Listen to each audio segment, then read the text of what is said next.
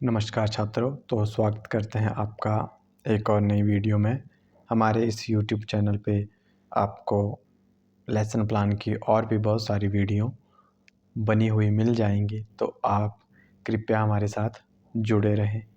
तो वीडियो शुरू करने से पहले आप सभी जो इस वीडियो को देख रहे हैं वो नीचे दिए गए रेड कलर के सब्सक्राइब बटन को अवश्य प्रेस कर लें।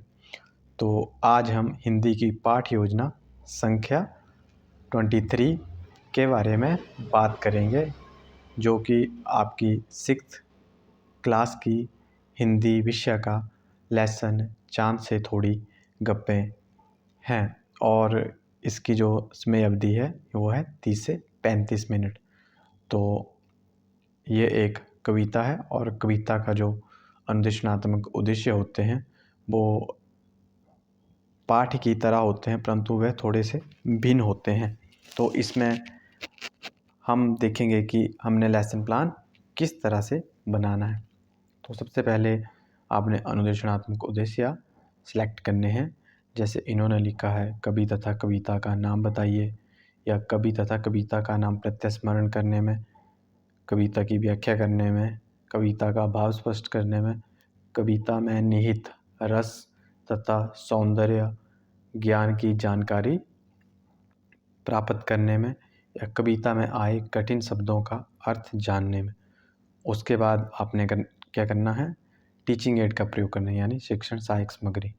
शिक्षण सहायक सामग्री में आपकी दो प्रकार की शिक्षण सहायक सामग्री होती है आपकी। एक है सामान्य शिक्षण सहायक सामग्री और दूसरी है आपकी विशिष्ट शिक्षण सहायक सामग्री। सामान्य शिक्षण सहायक सामग्री में आपका चौक, चौक बोर्ड, संकेतक और झाड़न और पाठ्य पुस्तक शामिल होती है। और विशिष्ट शिक्षण सहायक सामग्री में आपकी चार्ट और फ्लैश कार्ड शामिल होता है। उसके बाद क्या करना है, आपने बच्चों की पीके टेस्टिंग करनी है, यानी प्रीवियस नॉलेज टेस्टिंग, जिसे हम हिंदी में पूर्व ज्ञान परीक्षण कहते हैं, वह करना है। तो इसमें आप 3 या 4 प्रश्न बच्चों से पूछ सकते हैं। तो ये जो आपको नीचे लिखा गया है कि छात्रों आपको आसमान में क्या क्या दिखाई देता है, ये क्या है, प्रश्न है, और सामने क्या है, उत्तर। तो आप इस प्रकार से बच्चों की पीके टेस्टिंग कर सकते हैं। तो हम यदि आप वीडियो देख के लेसन प्लान बना रहे हो तो आप वीडियो को पॉज करके लेसन प्लान लिख सकते हो, क्योंकि यदि हम पूर्ण रूप से एक एक शब्द पढ़ने लगे तो ये वीडियो बहुत अधिक लंबी हो जाएगी और इसमें आपका बहुत ही मूल्यवान है आज के समय में। तो इसलिए हम वीडियो के नेक्स्ट पार्ट में चलते हैं। तो जैसे ही आपकी पीके टेस्टिंग डन होने के बाद आप क्या करते हो, अनाउंसमेंट ऑफ द टॉपिक करना है आपने। तो अनाउंसमेंट ऑफ टॉपिक में आपने ये बताना है कि आज हम किस विषय के बारे में पढ़ने जा रहे हैं, तो उसे कहते हैं अनाउंसमेंट, यानी टॉपिक की उद्घोषणा करना। तो जैसा सामने लिखा गया है आप सेम टू सेम वैसा ही लिख सकते हो। फिर उसके बाद क्या है आपका प्रस्तुतिकरण। प्रस्तुतिकरण में आप क्या कर सकते हो, इसमें आपके 4 पॉइंट होते हैं, शिक्षण बिंदु, छात्र अध्यापक क्रियाकलाप और छात्र क्रियाकलाप और चॉक बोर्ड। इन चारों के ज़रिए ही आपकी क्या होती है, प्रस्तुतिकरण होता है। एक कक्षा में ये 4 ही गतिविधियाँ होती हैं। तो इसमें सबसे पहले आपने सामान्य परिचय लिखना है। सामान्य परिचय में आपने जो भी कविता या पाठ होगा, जैसे ये कविता है चाँद से थोड़ी गप्पें, तो इसका क्या करना है, आपने ब्लैक बोर्ड के ऊपर लिखना है। क्योंकि ये क्या है, उपविषय, और उपविषय हमेशा ही कक्षा में ब्लैक बोर्ड के ऊपर लिखा जाता है। तो इस प्रकार से आप क्या कर सकते हो, लिख सकते हो। और सामान्य परिचय का क्या अर्थ है कि आपने उनको हिंट देना है कि आज हम किस कविता के बारे में पढ़ने जा रहे हैं और इसमें क्या क्या बातें हैं। तो चलते हैं नेक्स्ट पार्ट में। तो उसके बाद क्या है आपका आदर्श वाचन। आदर्श वाचन में आपने क्या करना है कि कविता को क्या करना है, आपने वाचन करना है, यानी पढ़ना है, और बच्चे क्या करेंगे, ध्यानपूर्वक कविता को सुनेंगे। तो आपको वीडियो में दिखाई दे रहा है कि आपने किस प्रकार से लिखना है। उसके बाद आपने क्या करना है कि जैसे ही आपका आदर्श वाचन चलेगा, उसके बाद क्या होता है कि आप इस तरीके से एक चित्र बना के बच्चों को समझा सकते हो कि एक लड़की है, वो चाँद की ओर देख रही है और क्या कर रही है, गप्पे मार रही है चाँद से। क्यों? क्योंकि वो अकेली है, वो किससे बात करेगी? वो चाँद से ही बात करती है कि चाँद से वो थोड़ी-सी गप्पे मारती हैं। और चाँद को तो आपको पता ही है कि चाँद को क्या कहते हैं? चंदा मामा कहते हैं। आप इस तरीके से भी बच्चों को समझा सकते हो। उसके बाद क्या है कि आपने जैसे ही आपका आदर्श वाचन और भावार्थ हुआ, उसके बाद आपने क्या करना है, कविता के जो कठिन शब्द हैं वो समझाने हैं। जैसे खूब, ज़रा, कुल या इस तरीके से जो भी कठिन शब्द के अर्थ हैं वो अपने ब्लैक बोर्ड के ऊपर लिखने हैं, क्योंकि ये 6th क्लास का लेसन है तो या 6th क्लास की पाठ्य योजना है। तो आप इस तरीके से लेसन प्लान बना सकते हैं। उसके बाद आपका शिक्षण बिंदु होगा स्वर वाचन, यानी आपने बच्चों को कविता पढ़ने के लिए बोलना है और बच्चे कविता क्या करेंगे, कविता को पढ़ेंगे। जहाँ-जहाँ वो गलती करेंगे आपने उनकी गलतियों का सुधार भी करना है और क्लास को भी देखना है कि क्लास कोई लड़ाई झगड़ा या कोई एक दूसरे बच्चे को तंग तो नहीं कर रहा है या शरारत तो नहीं कर रहा है। ये सब कुछ आपको ही मैनेज करना होता है। उसके बाद क्या है, ग्रहण संबंधी प्रश्न आपने बच्चों से क्या करना है, प्रश्न पूछने हैं।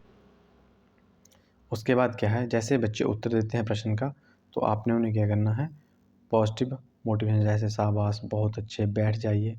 उसके बाद फिर से आपका शिक्षण बिंदु होगा आदर्श वाचन, और आदर्श वाचन के बाद आप अपने कंपोनेंट का प्रयोग करना है कि छात्र अध्यापक कक्ष में चहलकदमी करेगा या छात्र अध्यापक उचित लय के साथ कविता का वाचन करेगा। इस प्रकार से आप क्या कर सकते हो, कंपोनेंट लिख सकते हो। उसके बाद क्या है आपका भावार्थ।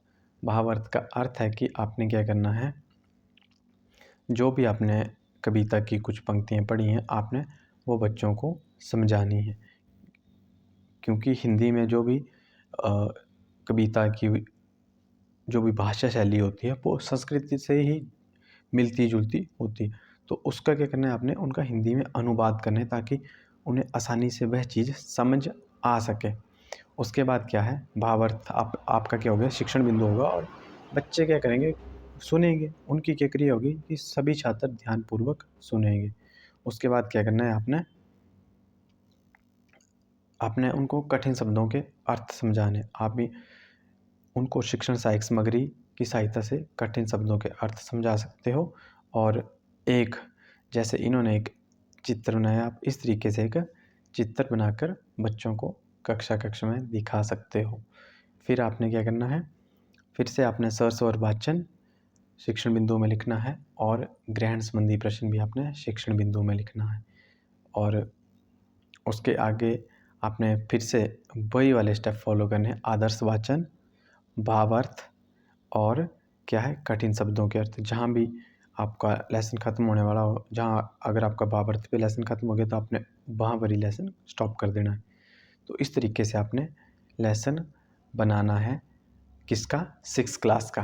तो जो उसके बाद जैसे आपका लेसन प्लान ख़त्म हो गया लिख के, ये जो भी जितने स्टेप हो गए तो आपने क्या करनी है, पुनरावृत्ति करनी है बच्चों की, कि आपने सारांश बताना है कि आज हमने किस चीज़ के बारे में पढ़ा और किसने ये चीज़ लिखी है, कौन थे इसके लेखक, और आज हमने कक्ष में क्या सीखा।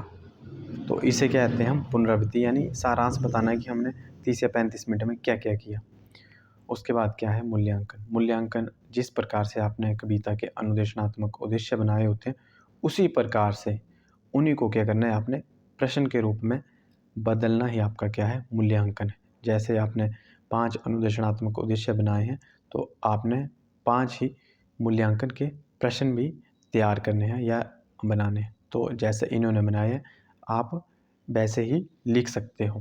उसके बाद क्या है, गृह कार्य, आपने बच्चों को घर के लिए गृह कार्य देना है। तो उसके लिए आपने हमेशा ही ब्लैक बोर्ड पर ही बच्चों को प्रश्न लिख कर देने हैं कि आपको ये प्रश्न घर से लिख कर लेके आने हैं। क्योंकि 6th क्लास के बच्चों की छोटे बच्चे होते हैं तो वह ब्लैक बोर्ड पे ही लिखे हुए को लिखते हैं। उन्हें अगर हम व्याख्यान विधि द्वारा बोलेंगे लिखने के लिए तो उनके लिए वह चीज़ बहुत कठिन या मुश्किल होती है।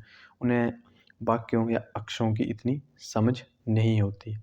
तो अगर आपको वीडियो अच्छी लगी हो और आपको लेसन प्लान बनाने में हेल्प मिल रही हो तो प्लीज़ हमारे साथ जुड़े रहने के लिए नीचे दिए गए रेड कलर के सब्सक्राइब बटन को अवश्य प्रेस करें, क्योंकि इससे आपका और हमारा एक अनूठा रिश्ता बनता है और आप हमारे साथ सदा जुड़े रहते हो। तो धन्यवाद छात्रों, आपका दिन मंगलमय हो।